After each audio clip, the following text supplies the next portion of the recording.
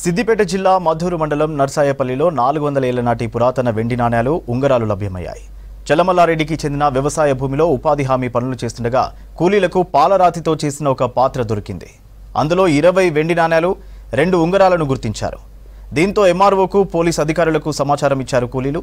MRO Anantha Reddy, CI Srinivas అక్కడకు చేరుకుని వాటిని స్వాధీనం చేసుకుని కలెక్టర్కు పంపించారు. కాయిన్స్ దొరికాయని ఎవరైనా ఇక్కడ క్షుద్ర పూజలు చేస్తే కఠిన చర్యలు తీసుకుంటామని హెచ్చరించారు సిఐ.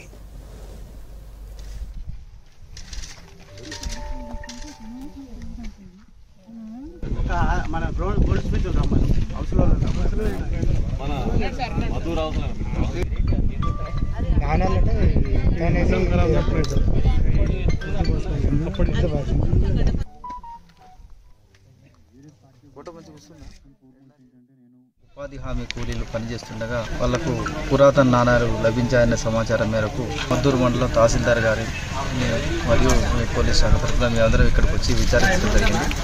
నిన్న ఇక్కడ పొలంలో ఉపాధి హామీ పనులు చేస్తుండగా వాళ్ళు తవ్వే సందర్భంలో ఒక రాతితో తయారు చేసిన ఒక డబ్బా ఒకటి బయటపడిందని దాన్ని తెచ్చి కూలీలు చూపించడం జరిగింది.